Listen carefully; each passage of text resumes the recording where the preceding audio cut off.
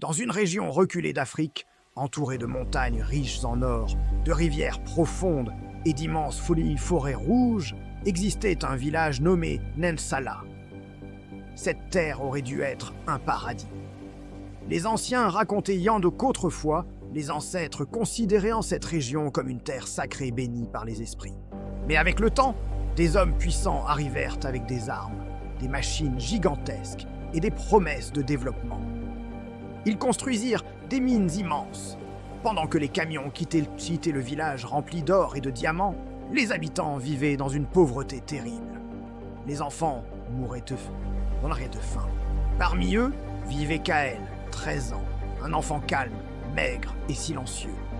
Mais derrière ses yeux se cachait une immense colère que personne ne voyait. Son père partait chaque matin creuser la montagne.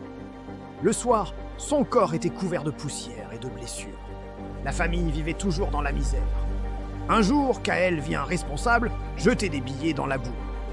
L'homme riait pendant que les travailleurs se jetaient au sol pour ramasser l'argent. Sa mère, Nalia, fut giflée par la femme du patron pour avoir demandé de l'argent pour son mari malade. Kaël n'oublia jamais cette humiliation. Puis un matin, la montagne trembla. Le tunnel principal s'effondra, ensevelissant des centaines d'hommes. Parmi eux, se trouvait le père de Kaël. Magnus Varek déclara simplement « Les morts ne rapportent pas d'argent ». Le corps du père de Kaël ne fut jamais retrouvé. Sa mère mourut dans ses bras sous la pluie, après que des gardes ont détruit leur maison. Elle murmura « Ne laisse pas la haine manger ton âme ». Kaël disparut dans la forêt rouge, un endroit interdit. Au cœur des arbres, il découvrit des ruines anciennes recouvertes de racines gigantesques. Il trouva un livre noir entouré de chaînes rouges. Une voix grave résonna. Enfin, quelqu'un qui porte assez de haine pour me réveiller. Le livre des ombres avait besoin d'un nouveau porteur consumé par la douleur. Une phrase apparut. « Veux-tu rendre justice ?»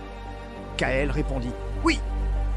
Le lendemain, le premier garde fut retrouvé mort, son visage figé par la terreur.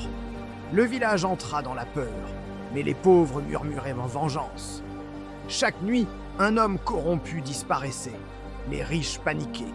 Pour la première fois, les puissants tremblaient devant l'invisible. Mais chaque fois que Kaël utilisait le livre, il changeait.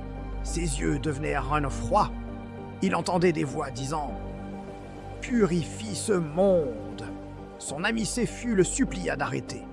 Mais Kaël, se sentant trahi par les doux dires de son ami, écrivit lentement le nom de Séphu dans le livre. Le village entier sombra dans la terreur. Le garçon qui voulait détruire les monstres était devenu pire qu'eux, tuant quiconque s'opposait à lui. Kaël jeta finalement le livre des ombres dans le feu sacré de Maleka. Une lumière gigantesque engloutit la forêt, et Kaël disparut à son tour. La justice guidée par la haine finit toujours par dévorer celui qui la porte. C'est l'histoire de Kaël, le garçon qui devint une ombre.